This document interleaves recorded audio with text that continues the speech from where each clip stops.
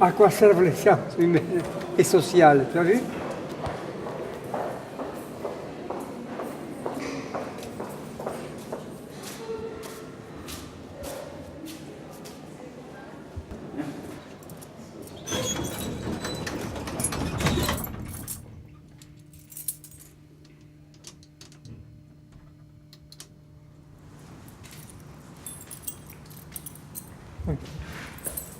Ici. Voilà.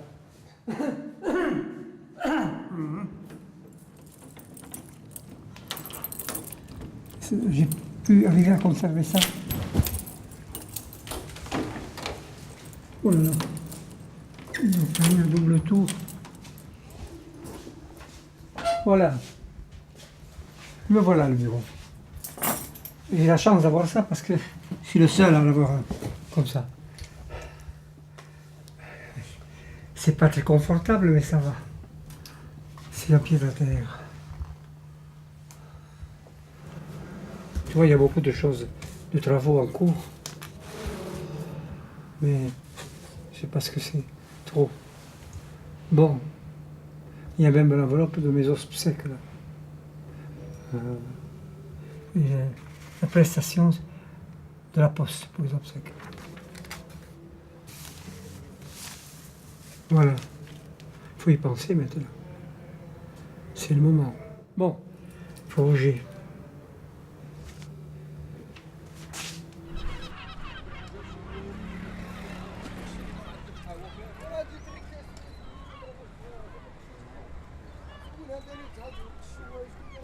Je ne peux rien contre l'angoisse du départ, contre cette souffrance que je traînerai avec moi probablement aussi longtemps que j'écrirai. La nuit sera chaude.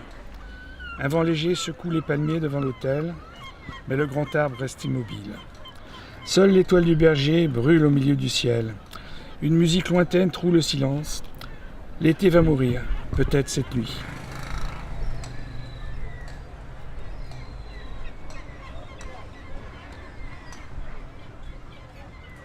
Mais je voudrais qu'il s'éternise. Qu'importe les livres si rien ne peut empêcher la mort de l'été. Mes étés sont comptés déjà. Tout ce qui me le rappelle, tous ces signes accroissent ma douleur. Mais le commencement de l'été ramène chaque année l'illusion que la vie recommence.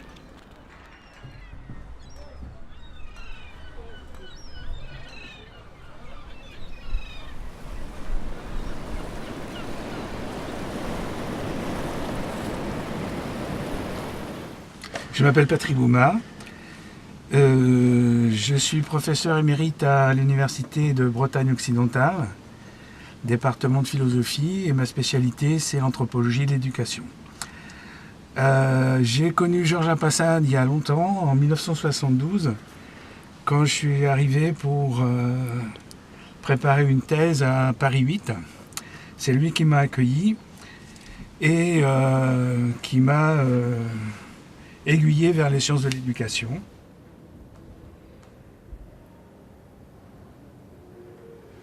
Pour moi, Apassad, c'était pas quelqu'un qui faisait des discours, mais c'était quelqu'un qui permettait aux gens de s'exprimer au-delà de ce qu'ils auraient pu penser eux-mêmes.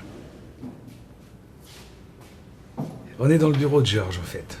Bureau entre guillemets, parce que c'est une petite pièce presque aveugle au 4e étage de l'ancien bâtiment de l'Université de Paris 8. Stop. On recommence parce que là, t'es trop tendu. Ici. Alors attends, attention, action. Cool.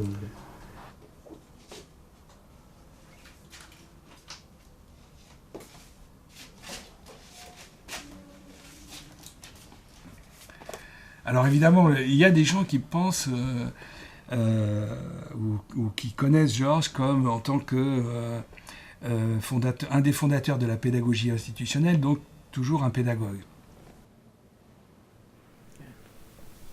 La pédagogie institutionnelle est une pédagogie alternative, née dans les années 60, critique de l'enseignement traditionnel et inspirée par le célèbre éducateur Célestin Freinet, et par les thérapies critiques de la psychiatrie. C'est clairement pas du tout un itinéraire de pédagogue. Ce qui l'intéresse, c'est comment les éléments culturels peuvent avoir une fonction d'éducation. C'est un intérêt, non pas pour ce que l'adulte va faire pour former l'enfant, mais ce que les cultures différentes, soit d'enfants, soit de sociétés différentes, apportent pour mon enrichissement, y compris l'enrichissement de l'adulte.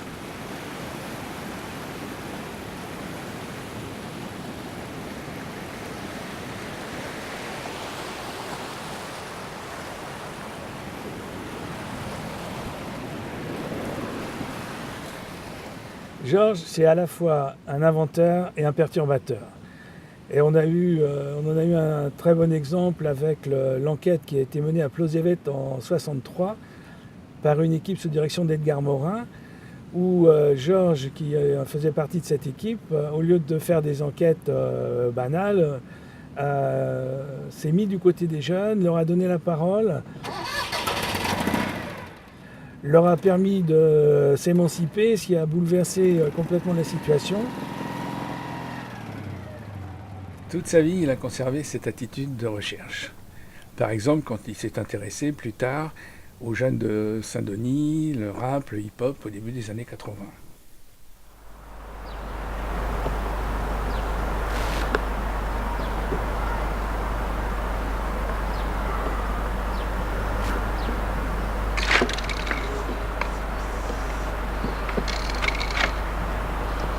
Aïe, aïe, aïe. Ça coule. Il s'agissait de dire au public qu'on considérait que cet art-là, qu'on a ressuscité un peu aujourd'hui, n'était pas un pur vandalisme, mais c'était un mode d'expression d'une communauté, d'une population jeune, de jeunes qu'on marginalise trop facilement, qui sont les jeunes issus de l'immigration, tout simplement. Donc le fait de faire de l'art hip-hop, et du rap aussi, puis ça y est associé, dans l'université, pour le peu qu'on a pu en faire, c'était une légitimation, non pas du tout une récupération, mais c'était une légitimation qui, je crois, était tout à fait positive.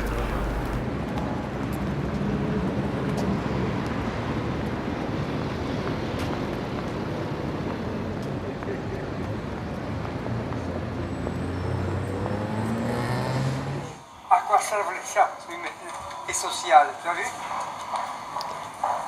J'étais pas inscrit à Saint-Denis, j'étais inscrit dans une autre université.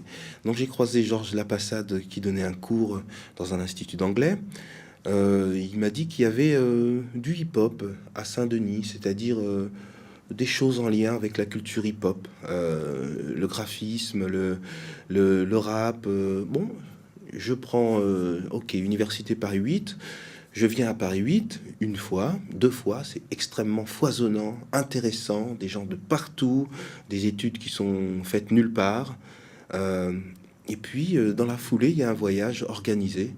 Je suis là, il me propose de venir. Est-ce que tu es libre à telle date? Je dis oui.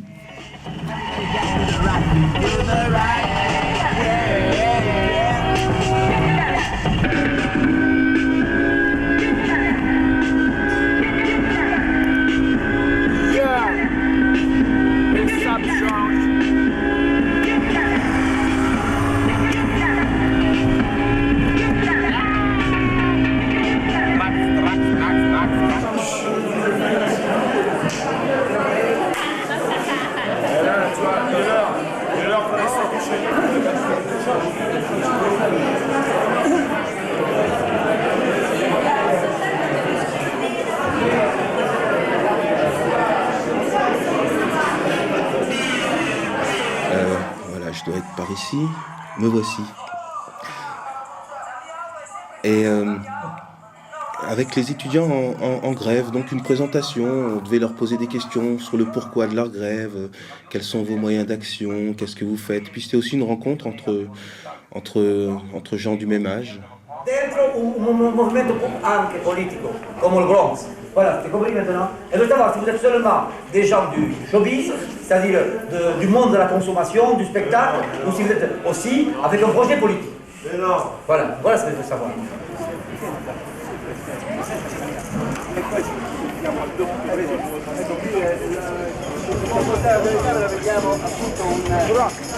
Franprix, Philippe veulent prix, ça le prix. Les commerçants l'ont bien compris, ce nom des caca, pipi, caca, capitaliste, plus qu'augmente les prix, putain du bénéfice. Et Georges, témoin, occasionnel, il vient mettre de l'huile sur le feu, quelquefois, pour voir les réactions. Quand il commence à y avoir une sorte de calme, lancer un sujet quelconque ou polémique. Claude, t'es pas venu là pour faire des tags, t'es venu là pour faire du rap. Tu entends, Claude? Oui, oui. T'es pas venu pour faire des tags. On m'a dit ça. Oh mais c'est rien, tu vois, ça va ensemble. Ah, qu'est-ce que tu dis? Ça va ensemble. Un S, un O, un L, 2 A et un R. Ah, tu vois? Banga n'est pas content, hein? Ouais. Banga, même les Disney ils font des tags partout, même les Disney, tu entends? Mais putain, mais... J'ai les preuves. Ah oui, ah oui. Ben, j'ai les preuves ici, Banga. Banga, c'est la police, hein? Banga, il n'est pas content avec les tags. Non. Il est contre les tags. Mais bon, de la confrontation naît quelque chose. Et, je crois que c'était ça, hein. C'était ça sa méthode. C'est-à-dire, le temps est pas extensible, on peut pas l'accélérer, donc on va créer des situations. Et puis il disparaît très vite. Hein. Il vient et il disparaît et il laisse vivre la chose. Les repères qu'il nous mettait nous permettaient de voir la vie comme une espèce de lutte. Voilà, comme une espèce de lutte pour une méthode de lutte, quoi. Voilà, il te dit, bon, sans te le dire, il te dit, s'il y a des choses qui roulent pas, il y a des moyens d'action. 1, 2, 3, it's the graffiti artist in that place. Now you have to know that we just fucking split. Hear you sing and joining in the Freestyle. Mais ça, je vois dans mes yeux quand même que je suis beaucoup plus fâché que maintenant. Now you know all his names. On that place with the microphone. Me, my friend, my bossy, my dude. La société française avait du mal à voir arriver cette génération qu'on était, qui, tant qu'elle restait dans ses quartiers, tant qu'elle était à l'école primaire, le collège, qu'elle n'était pas encore confrontée au monde du travail, n'existait pas. Et puis dans la façon dont on existait, il y avait différents modes. Et entre autres, la culture hip-hop a été un des révélateurs de notre existence. Et à partir de ce moment-là, les gens, au lieu de se poser la question de quelle génération arrivait, ils se sont posé la question mais de quoi ils parlent.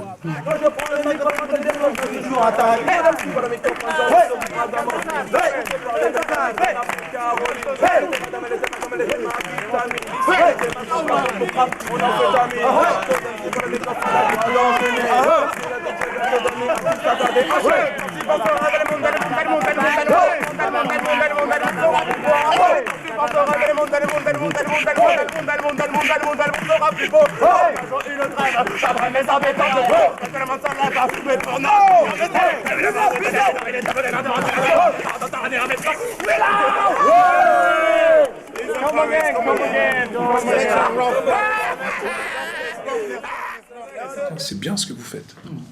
Et la première personne qui m'a dit ça, dans le registre institutionnel, c'est Georges Lapassade. Mais à cette époque-là, bon, le mouvement hip-hop existait. A questa epoca il movimento hip hop esistava.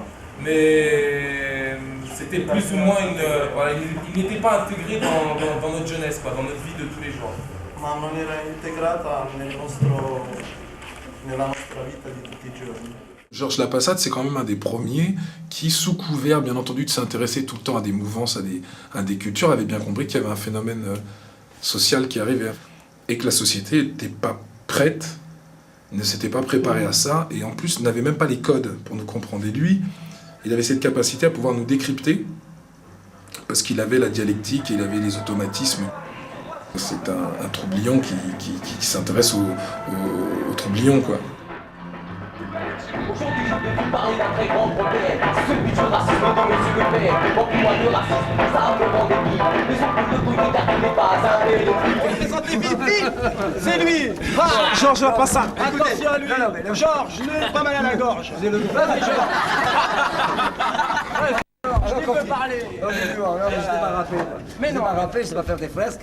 Je sais faire autre chose, mais pas ça. Bon, alors nous, on dit pas des fresques, déjà. On dit des brûlures, c'est des brûlures. Ça. Des cramures. Voilà, pour les Américains, c'est des burns. Non, mais justement, pour ceux qui se prennent pour les Américains, c'est des burns. On nous prend pour des voyous, c'est à cause de notre accoutrement. Parce qu'on a un pantalon large et des baskets qui montent au talon, et ils nous prennent pour des voyous. Mais eux, je sais pas, moi, eux, leur sap, ils étaient avant nous. C'est pour ça qu'ils croient que notre sap à nous, c'est naze. Mais au départ, il fait partie d'un mouvement, je dirais, de critique du fonctionnement de l'enseignement. L'enseignement traditionnel, l'enseignement vertical, où c'est le prof qui a tout le pouvoir, et où l'enfant est considéré comme une tabula rasa, quoi, qui va recevoir dans son cerveau vide le plein des connaissances.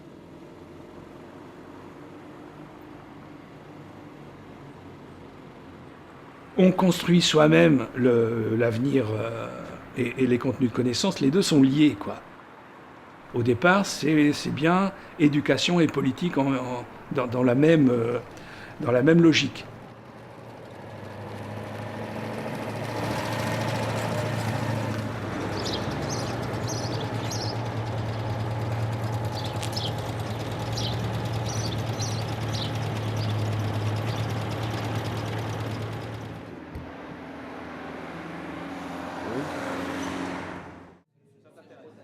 C'est une équipe qui fait un film sur Georges Lapassade, donc, qui est un vieux monsieur, 84 ans maintenant, et qui est, parmi d'autres, à l'origine de courants pédagogiques qui ont traversé le XXe siècle, dont l'autogestion pédagogique.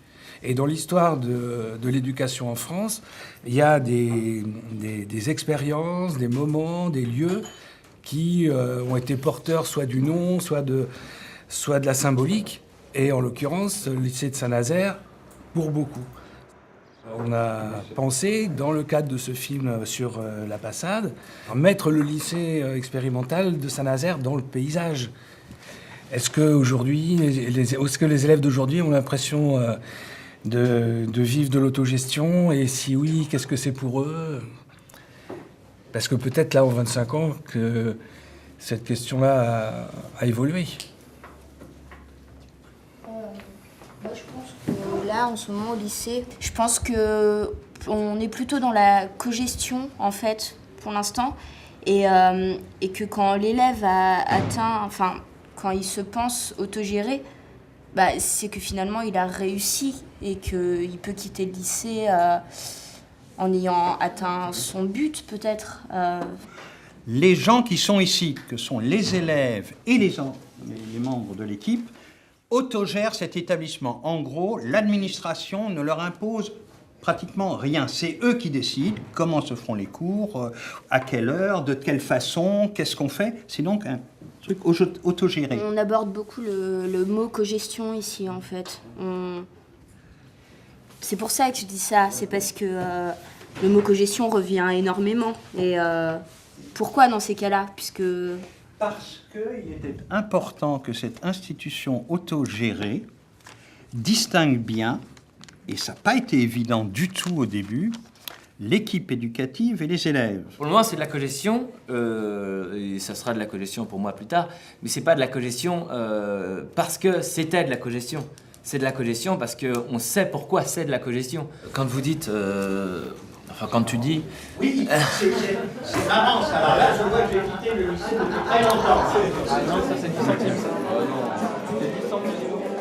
Donc là, c'est à Casbah, les élèves qui font gestion préparent le café. C'est la café du lycée, c'est là où on met l'ambiance dans le lycée le matin et aux pauses. Et donc, c'est aux élèves de gérer pour avoir du café chaud. Il y a 6 gestions en tout, 6 groupes d'élèves de 15 à 20 personnes. Comme la cuisine, le secrétariat et la doc. Il y a 4 pôles de gestion et la Casbah en est un.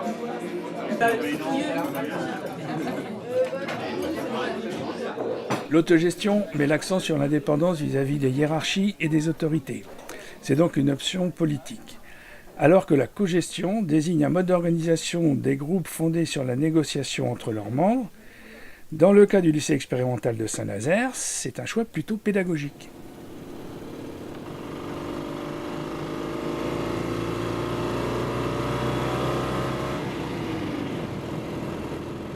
On n'a pas besoin ni des directives, ni des ordres, ni des contrôles, etc. Alors peut-être qu'il faut ajouter que dans les années 60, la question de l'autogestion était très liée à une dimension politique, à savoir la crise du stalinisme en Union soviétique et l'indépendance politique et théorique, en particulier de la Yougoslavie, qui s'est séparée de l'URSS au nom de l'autogestion. Les ouvriers en Yougoslavie allaient produire une société nouvelle parce qu'ils allaient être les décideurs de l'avenir. Donc Georges fait partie de ce courant-là. Au départ, c'est bien éducation et politique dans la même logique. Ah, qu'il était beau, le temps des cerises, le gai rossignol, le merle moqueur, chantaient tous en fête.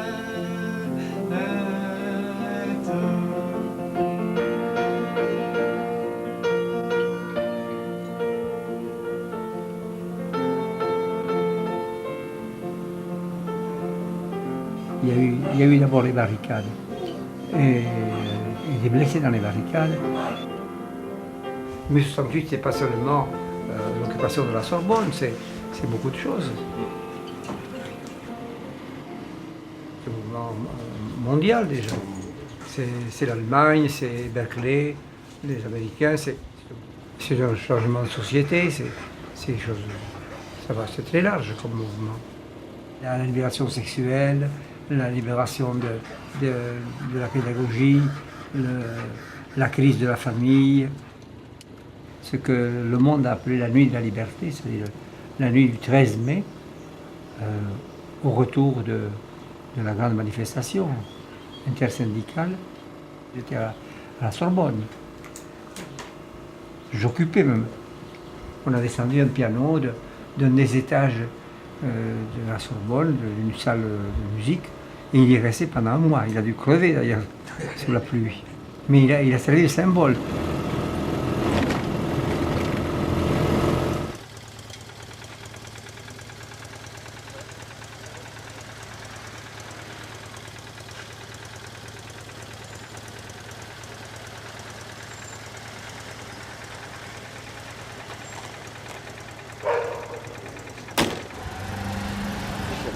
La vérité de mai 68 est une vérité, je dirais, aussi bien historique, parce que c'est le moment de l'histoire où on sent que les promesses de cette civilisation qui prétend apporter avec des biens matériels, avec la télé, avec les choses, avec tous ces produits, avec les superbes, qui prétend apporter le bonheur et la satisfaction, apporte en fait une insatisfaction, apporte un mal-être dans le bien-être, pour ceux qui en jouissent, bien entendu.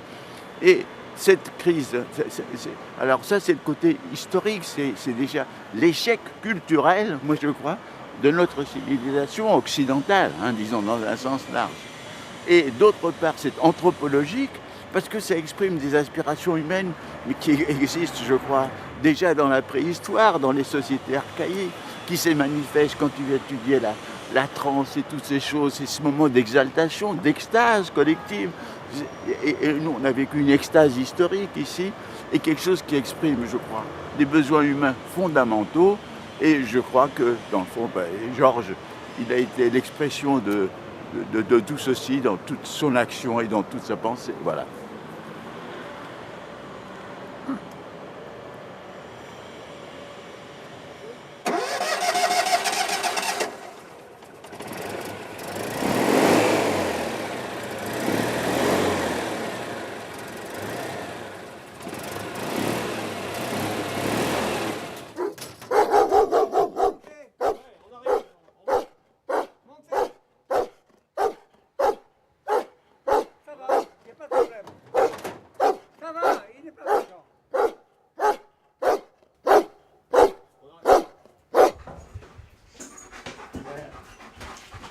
Bon, allez, voilà.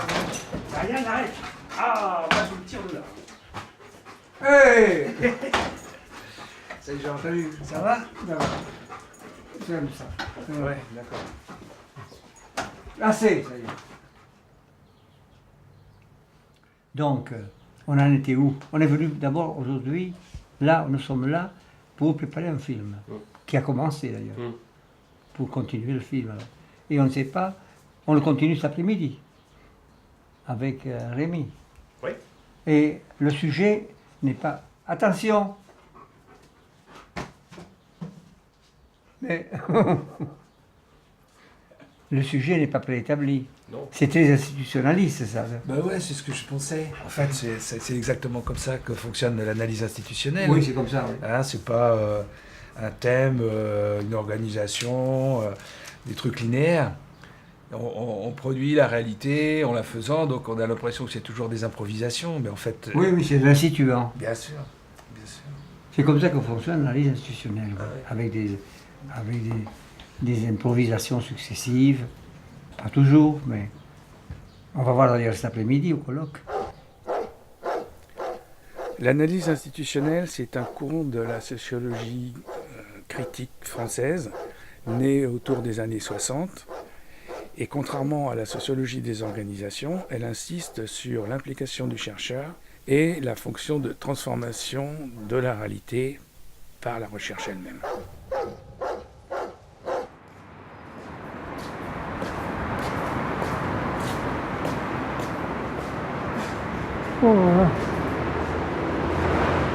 L'analyse institutionnelle est née à partir de la dynamique de groupe fondée par Kurt Lewin et dont une dimension essentielle est la recherche-action.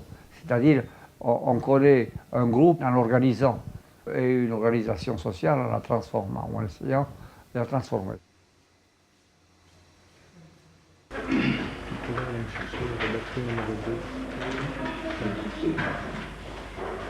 Il faut comprendre les motivations des gens quand ils font des actes sociaux. Quels sont les tiennes? Moi, je suis venu ici parce que je suis passionné de ce que j'ai créé il y a 22 ans. Je veux continuer à voir ce qui s'y passe et c'est ça mon motivation. Je pourrais en avoir pas d'autres. Il faut laisser continuer. Je suis fatigué. Oui, moi aussi, il faut que j'aille continuer là-bas, c'est pour ça que je le dis. Où ça? Ben, on est encore en colloque, là. On rentre au colloque, oui. Je termine. Oui, je suis en train de raconter comment j'ai rencontré l'analyse institutionnelle. Tant que les gens résisteront, comme ils résistent éperdument ici, à auto-analyser collectivement leur implication dans ce mouvement institutionnel et leur pratique dans les émotions, dans les rapports, etc., dans tout ce que nous vivons ici, on ne pourra pas parler d'analyse institutionnelle. Mon impression, quand j'ai rencontré l'analyse institutionnelle, pour moi, c'est comme si la sociologie commençait à avoir de la vie. Il y a un énorme tabou à ne jamais, jamais, jamais parler des rapports humains dans le groupe. Jamais. Si on n'a pas arrivé à faire la révolution, au moins on a arrivé à faire bouger les institutions, non? Et bouger la pensée, une pensée fixée. Ça veut dire que ça a injecté de la nouvelle énergie dans la pensée sociologique, dans la pensée sociale. Sa parole, même si elle est fiévreuse, si elle crie, etc., elle est analysée. Ça, j'en suis convaincu. Et que la plupart des gens, non seulement ne sont pas à l'analyse, mais sont contre. Je dis bien, contre. Parce que c'est la névrose qui est en cours. Encore. C'est ça, voilà. C'est ça. C'est ça que j'appelle la névrose. L'analyse institutionnelle, pas d'analyse. Il n'y a pas, je pense toi-même, toi avec ton corps. S'ils sentent qu'il y a quelque chose qui peut les déranger, donc il y a quelque chose à analyser là-dedans. Il y avait un étudiant, on lui avait dit, dans un colloque comme ça, mais la passade, il fout la merde. Il avait dit non. Il ne faut pas la merde. La merde, elle est déjà là. Il la remue. Il remue la merde. Elle est déjà là. Après Alain, il y a moi, puis toi, Marc, toi et après Eddie. Bon, on va là-bas. Oui, on va là-bas. Tu vas bien me lever. Voilà, tu te fais bien comme il faut. C'est bon, tu peux marcher comme ça. Alors, on va rentrer là. Oui.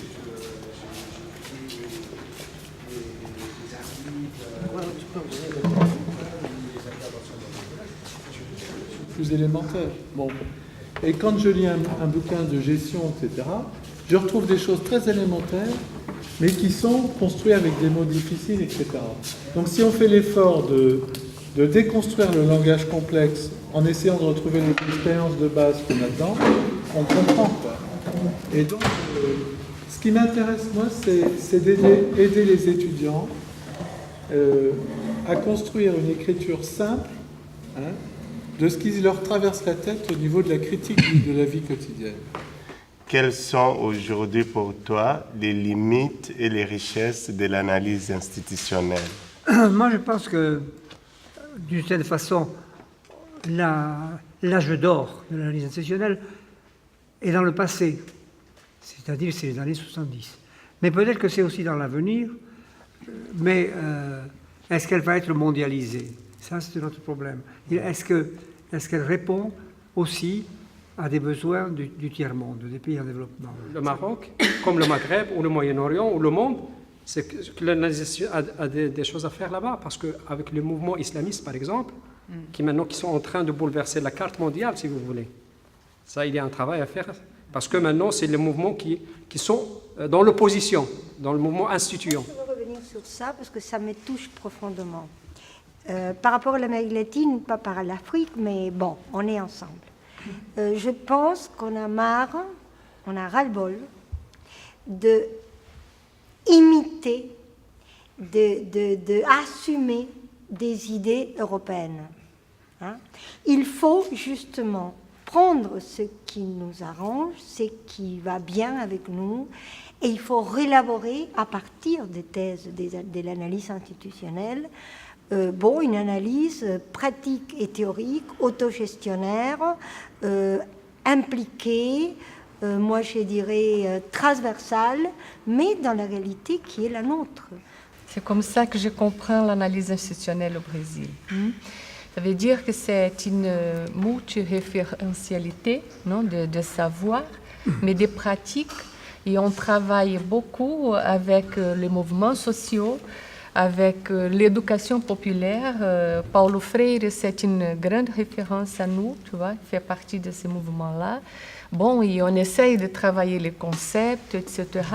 Et évidemment, les apports de l'analyse institutionnelle française, elle est très importante, évidemment. Mais il y a quand même d'autres approches. Ils sont à la recherche des concepts, des pratiques, comment changer les institutions, comment traiter notre avenir. Franco n'était pas encore mort et j'ai bien connu toute l'histoire et l'influence de Georges Lapassade. Je me souviens parfaitement, avec les bouquins, avec les livres photocopiés, mais avec une couverture différente à l'original. On mettait les photocopies des apportations de Lapassade, de l'analyse institutionnelle, comme si c'était des bijoux sacrés pour nous. C'est pas tellement ou pas seulement une apportation des théories de l'analyse institutionnelle, sinon plutôt l'attitude de critique idéologique profonde face au système institué.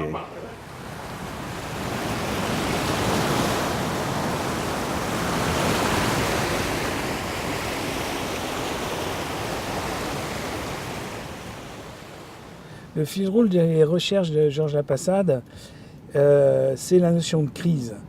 C'est-à-dire que on comprend comment fonctionnent les groupes, les institutions, la société en général, à travers l'analyse de ces crises, soit des crises naturelles, soit des crises produites, disons, comme des dispositifs. Et cette centration sur les crises, qui va durer jusqu'aux années 85 à peu près, c'est typiquement la façon de penser de l'analyse institutionnelle. Au contraire, à partir des années 85, Georges va comprendre que la crise n'est pas tout pour comprendre une situation sociale, et il va s'intéresser aux routines.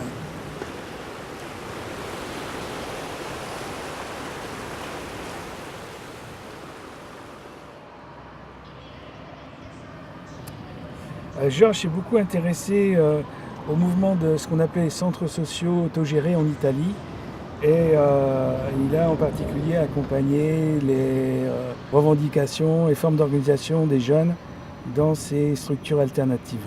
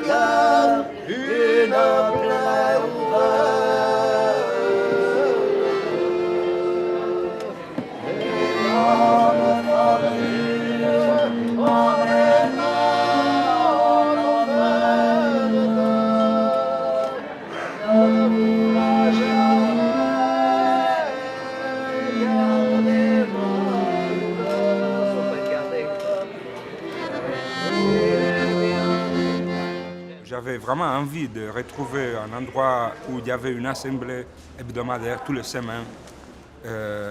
Et donc je me suis regardé autour de moi à Bologne, il n'y en a pas beaucoup. Semblava completamente aperta. Oui, diciamo. c'est une assemblée, il remarque justement, c'est une assemblée ouverte complètement, hebdomadaire, tous les mardis soir.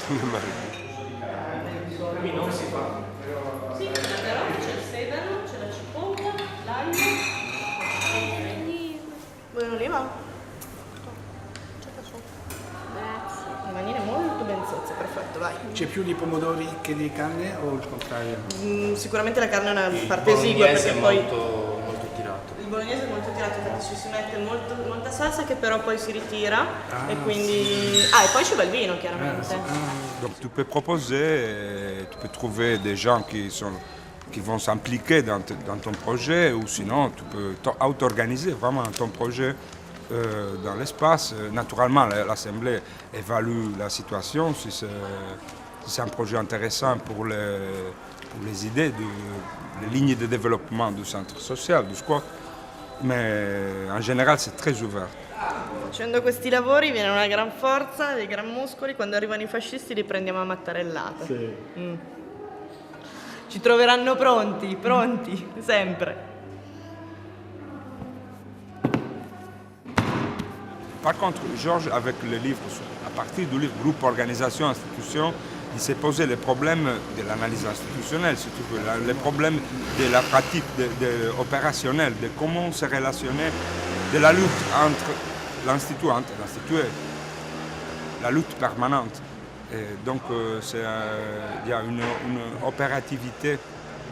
La vita è un pacco che dice sempre la mia coscienza. Sì. Altro che porca Dio, porca Dio, sa chi è? Dio Bancomat, of course. Georges, il improvise, il fait vraiment l'improvisation collective. Il déclenche les problématiques du lieu. È una giornata oggi che non so che cos'è. Mio padre. Deve essere molto triste per voi che avete visto. No, siccome sai, sono abituato a fare dei mestieri di ordine, cioè serviva non l'autogestione, serviva la gestione regolarizzata. No? E Georges, tramite i suoi studi, soprattutto le sue ricerche antropologiche, ci poteva aiutare in questo passaggio qua, a capire i nuovi fenomeni che si stavano aprendo nella società fra i giovani. E quindi abbiamo iniziato tutto questo percorso che riguardava per esempio i rave, no?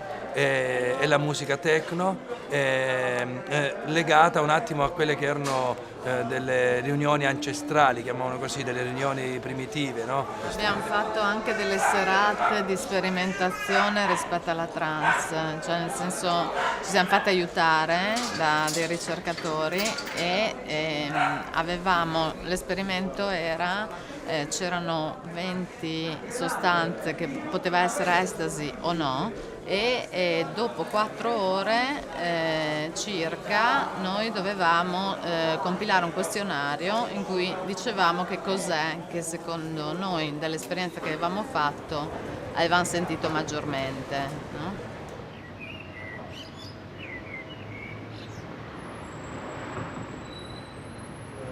Georges était plus connu en Italie sur la question de la trance que sur la question de l'autogestion. Ben, la question de la trance, en effet, oui, il y avait 2 raisons au moins. D'abord, il y a eu tous les phénomènes de la pizzica qui a monté en Italie, voilà. Et donc il a la tarentule, le tarentulisme, etc. Donc il y a toutes les traditions populaires. Donc il est connu par et ça. Donc il a fréquenté beaucoup Lecce, le Salento, etc. Et il a aussi lancé avec Fumarola et d'autres, si tu veux, un peu la mode aussi.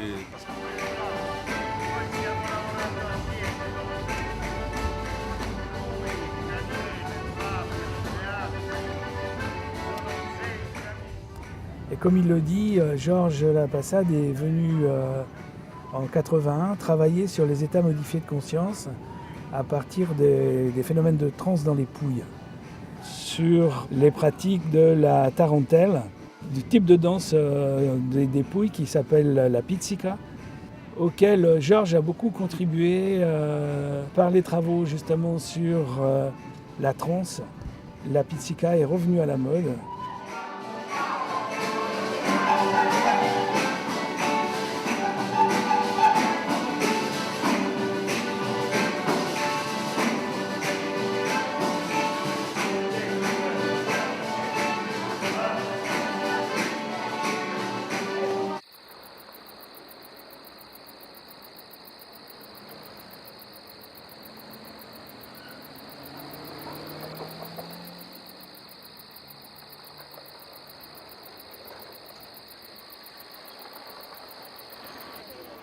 Buongiorno, buongiorno.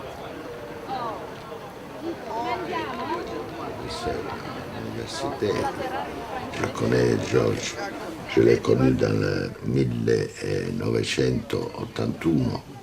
C'est la première fois qu'il est arrivé à Lecce pour faire un travail sur le tarantisme.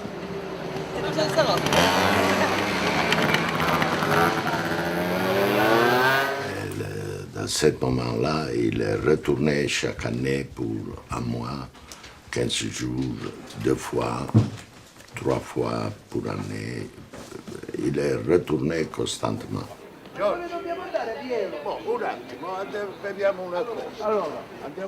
La conscience modifiée, c'est une conscience dont le rapport à l'espace, le rapport au temps, le rapport à autrui, le rapport au monde est changé. Nous qui dialoguons en ce moment, nous ne sommes pas dans un état de transe ou dans un état de sommeil ou dans un état d'auto-hypnose ou je ne sais pas quoi. Peut-être qu'il y a quelque chose, mais on est plutôt, nous, dans un état courant, ordinaire de conscience.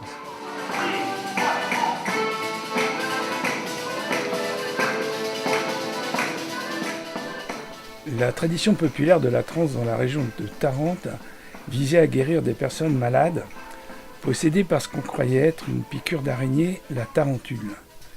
Sous la direction d'une voyante, les musiciens jouaient une musique de danse très rythmée, la tarentelle, dont la plus connue est la pizzica du Salento. La malade entrait en transe et les esprits indiquaient le diagnostic et le traitement.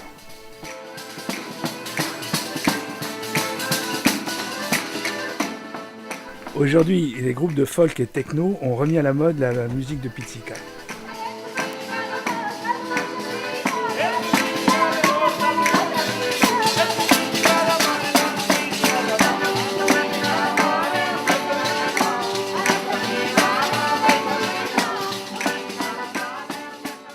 C'est peut-être l'état qui est beaucoup plus courant qu'on le croit. On est tout le temps traversé par des basculements dans la vie courante.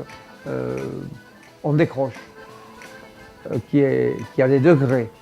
Ça, c'est une conscience légèrement modifiée, tandis qu'un état de transe de possession, dans un rite de possession où les médiums sont censés incarner des esprits ou même prêter leur bouche, leur voix à des esprits, ceux-là sont théoriquement, s'ils ne font pas de la comédie, ce qui arrive quelquefois, mais sont dans un état beaucoup plus accentué de modification de la conscience. Ça pourrait apporter au moins un peu de modestie sur l'égocentrisme occidental.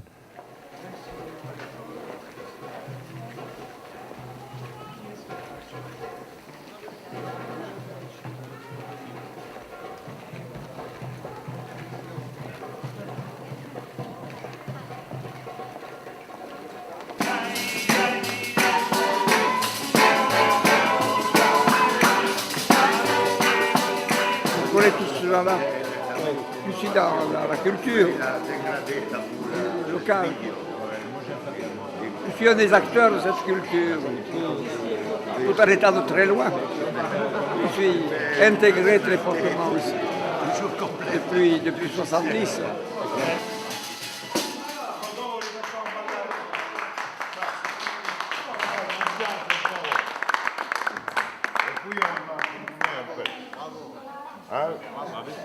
La passade aussi, nous avons renversé complètement l'histoire.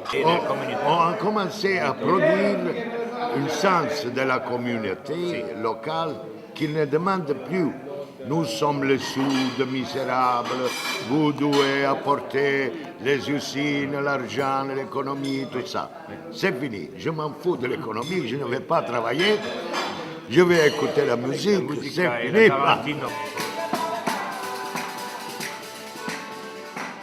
Quand le sujet n'est pas capable de faire dans aucun moyen son histoire, le tarantisme, aussi la magie en général, interviennent pour récupérer la réalité de la présence au monde.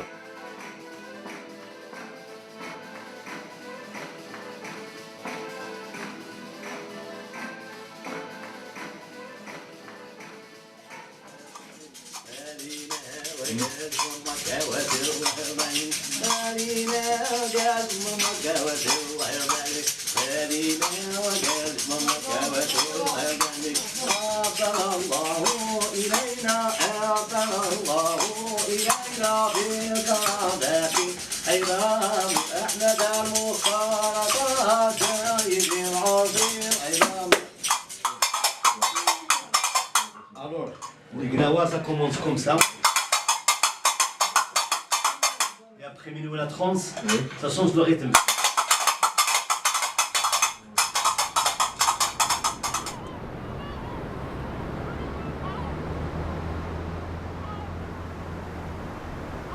Georges, elle était commandée Rouhani. Oui, Rouhani. Il fait la trance avec Ahmed Shah. Et Georges aussi, elle s'amuse في le monde. منا نمشيو منا على اليمين هيا منا وي على اليسار كاين ما الخضاره على الخضاره واه والخضاره كاين واحد تما على اليمين بدهم زاويه حماد شاه زاويه حسين كل واه غادي انا كازميت معروفه شكرا الله إلينا أعطى الله إلينا بالقادة أيضا أحمد المخالطات جايب العظيم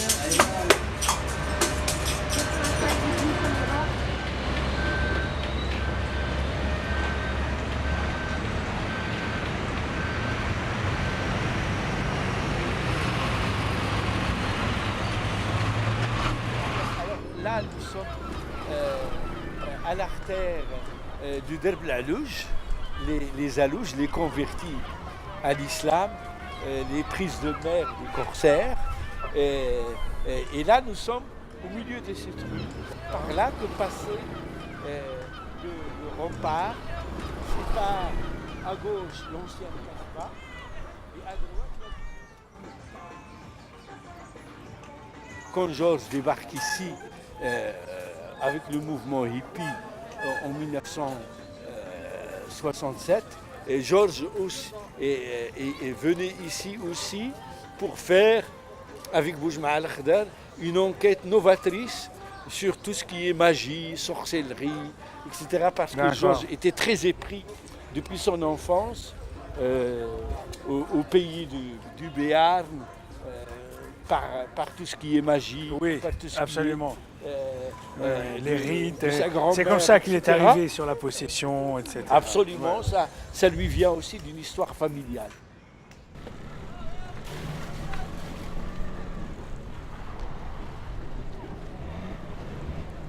Il nous épuise. Parce qu'il n'arrête pas de travailler de 9h du matin jusqu'à minuit.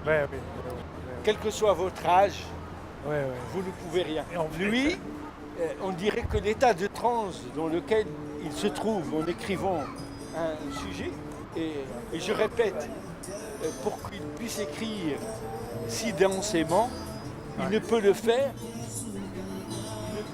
que par une obsession.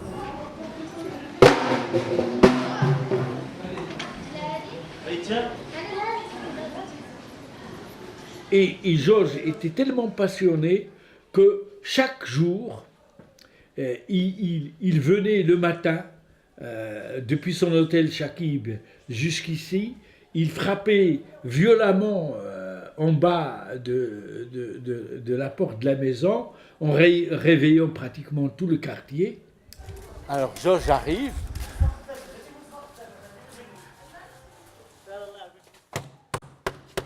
Abdelkader, réveille-toi! Et je vais là-bas, je vais à la fenêtre, puisqu'il me réveille.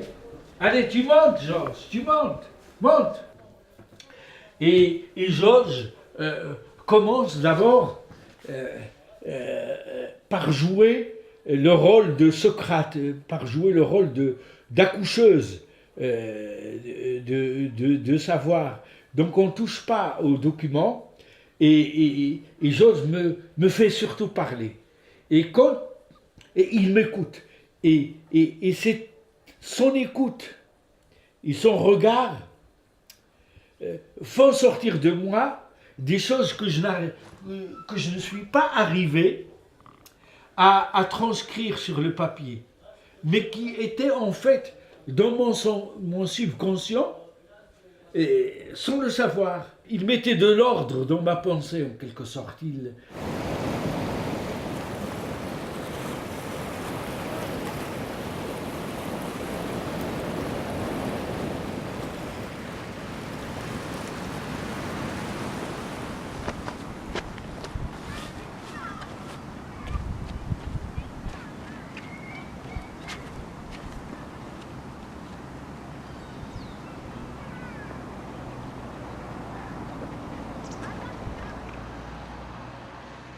Il a eu toujours cette même démarche de partager la vie des gens, de leur donner la parole, en gros de prendre leur point de vue. L'idée, c'est que le chercheur doit d'abord partager le point de vue des gens, des acteurs sociaux. Et seulement après, en faire la théorie, en faire l'analyse, etc. Ce qui était complètement à contre-courant jusqu'aux années 70, on va dire.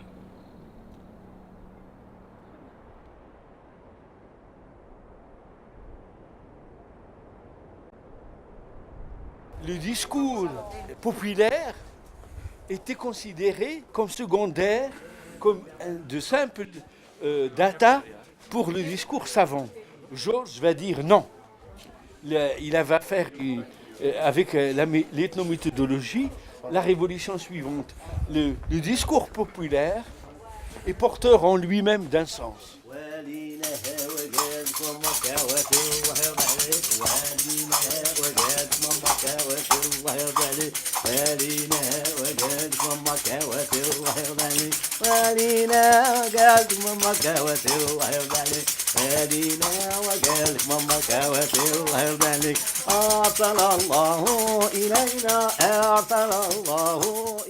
Alors là, c'est une affiche du festival des Gnawa d'Essaouira.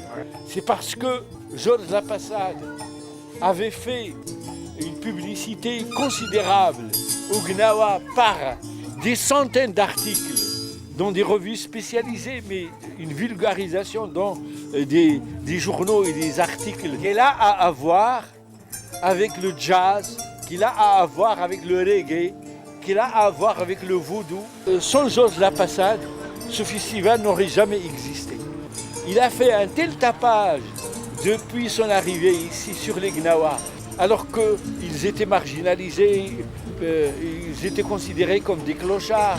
Lui, Georges, avait une oreille pour voir la beauté de la musique Gnawa, et à force de faire une vulgarisation année sur année, donc il a préparé le terrain, c'est-à-dire 2 ans après son départ, soit en 1998, naissent le festival des Gnawa, qui est devenu maintenant l'un des plus grands festivals du Maroc, puisqu'il draine des milliers de jeunes à travers tout le pays. Est-ce que tout ça est enregistré? Oui, c'est enregistré. Les Gnawa, c'est les assistants musicaux souvent d'hommes ou de femmes médiums qui, eux, les appellent soit pour des rites non thérapeutiques, soit pour des rites thérapeutiques. Les Gnawa ne sont que les assistants, les organisateurs du culte, de la médium qui dirige la danse des possédés. Les musiciens, dans les rites de possession, sont les collaborateurs des prêtres, des prêtresses du vaudou ou des Gnawa. Il voulait mettre les pieds là où c'est interdit pour quelqu'un comme lui. Et ça, c'était un problème permanent pour lui. Comment accéder à des confréries religieuses. Il fallait attendre presque la fin de son séjour à Essaouira, l'année de son départ, pratiquement 1996, pour qu'enfin il puisse accéder au fond de ces confréries, de cette religion des femmes en fait, et d'interviewer quelques voyantes médiumniques. Le sens véritable de cette religion, c'est que c'est une religion des femmes, que ce soit les Hamacha ou que ce soit les Gnawa. Or, ce qui apparaît spectaculairement au devant, ce sont les hommes, les musiciens qui font du tapage. Mais Georges le dit, il le répète, attention, il ne faut pas qu'il vous trompe. Ce n'est pas les hommes ils sont que des instruments pour les femmes, pour un rituel féminin, de fécondité, de ceci, de cela, pour une religion des femmes.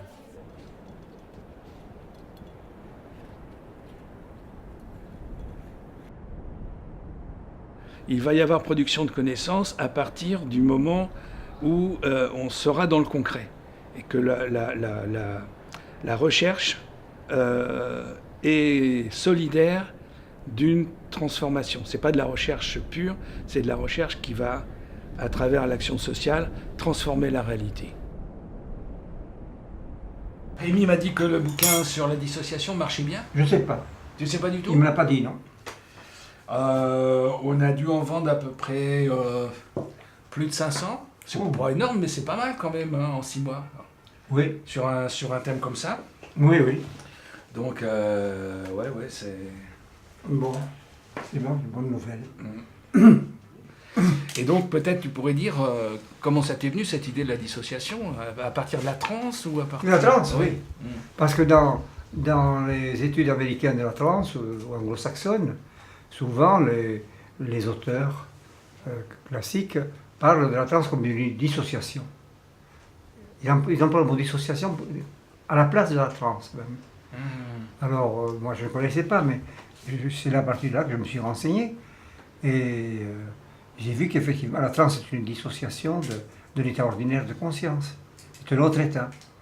dans laquelle, et c'est aussi l'idée d'une sorte de surveillance de la transe, d'un dédoublement de la transe, d'une dissociation interne à la transe, dans laquelle il y a quelqu'un qui se regarde en train de transer, si on peut dire. La dissociation, c'est la division de l'identité. C'est ça.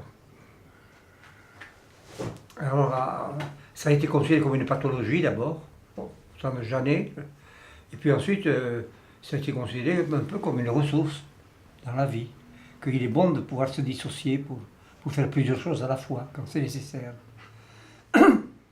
C'est ça un peu le thème de Janet à Hilgard. Qu'est-ce qu'on fait? On peut aussi aller à la frontière franco-italienne de Turin, du nord de Turin, où il y a mon ami Renato Curcio. On peut voir Curcio, ça c'est très intéressant, il est bien connu et très intéressant Curcio. On peut aller chez Curcio. Questo libro è importante perché Trans e dissociazione è un libro che è stato scritto da Georges insieme a me in italiano. In italiano. Il a écrit d'abord en Italie, Lui en italien, lo scriveva. avec la confrontation avec Renato. E mentre lui lo pensava, io lo scrivevo, cioè perché è nato proprio così, a casa, cioè in un febbrile lavoro che donc è stato molto sai com'era? Molto bello. Le fondateur des Brigades Rouges, Renato Curcio, qui a passé 28 ans en prison et qui en fait a été conduit à avoir le même chemin, le même système de prise en compte de l'être humain. C'est-à-dire que quand on est en prison, si on ne se construit pas une personnalité en dehors de l'univers carcéral, soit on meurt, soit on devient fou. Il n'y a aucune possibilité de sortir, quoi. Il carcere speciale, il carcere duro, è un'esperienza molto interessante, è un'esperienza di confronto con la morte. E per affrontare questa situazione ogni prigioniero fa delle esperienze particolari, costruisce delle modalità di resistenza, delle identità di resistenza e quindi costruisce un'identità dissociata. La seule façon de survivre, c'était que la personnalité non prisonnière, on va dire, du prisonnier devienne plus importante.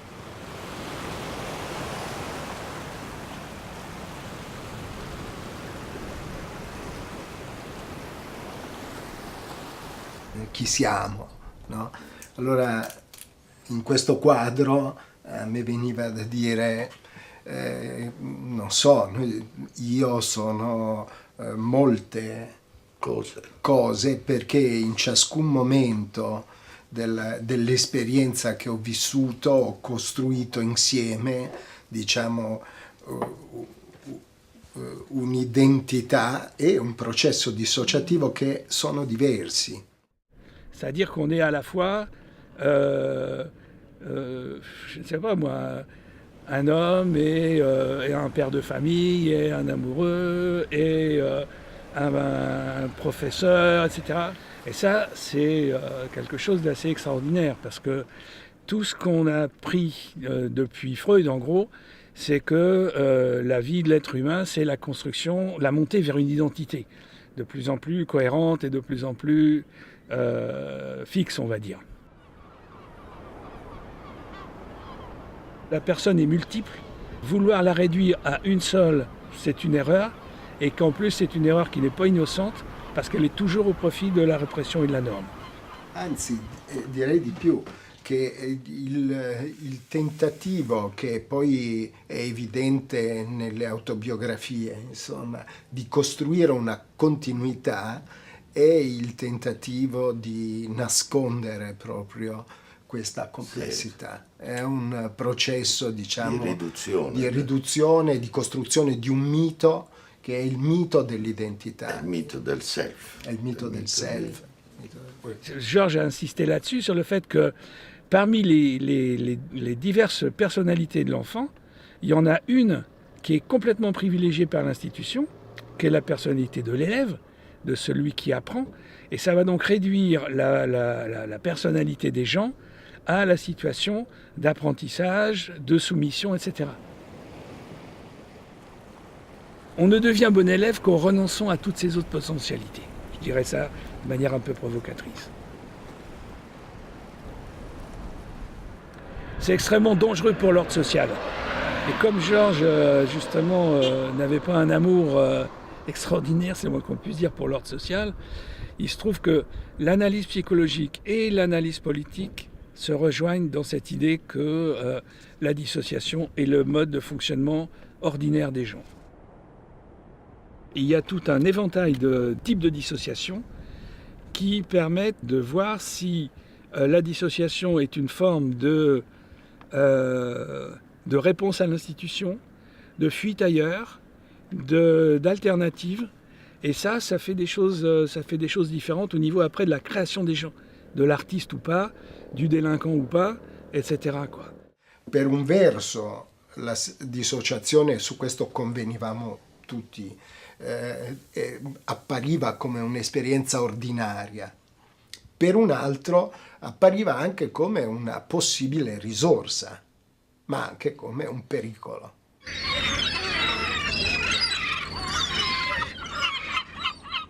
Io ho vissuto degli anni sulla strada, ho vissuto degli anni in un collegio universitario a Trento, ho vissuto degli anni nei movimenti, diciamo, movimenti aperti, ho vissuto degli anni nelle esperienze armate, ho vissuto degli anni nel carcere, che sono ancora proprio un'altra cosa, ho vissuto degli anni adesso con un'esperienza con mia figlia, un'esperienza diversa. E ora sto facendo un'altra esperienza mia di ricerca e anche di vita proprio. Allora, qual è il filo che lega tutto ciò? Non c'è un filo coerente e logico, non c'è un ego, diciamo, che è sempre quello che attraversa, no, non c'è questo, perché effettivamente c'è in ogni situazione una produzione di tutti i momenti diciamo così, della tua modalità di affrontare quella situazione. È una plasticità estremamente importante da cogliere, perché finché resta aperta la prospettiva che Georges diceva dell'incompiutezza del processo. E io credo che vivere questa prospettiva significhi sostanzialmente trasformazione proprio diciamo, della complessità identitaria di ciascuno. La molteplicità quindi sta in questo, che non è solamente nel momento, non è solamente in una situazione, ma è anche nelle situazioni e nei momenti.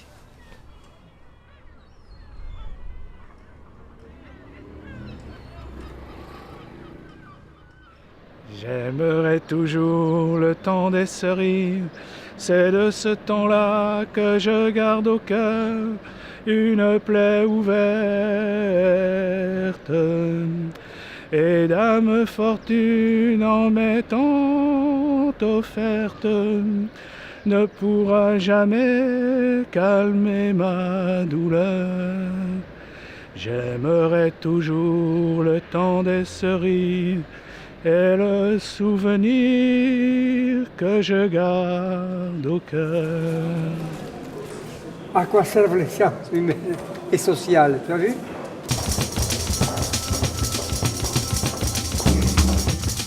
Une des questions que je veux récupérer de Georges Ambassadeur, c'est la possibilité de penser.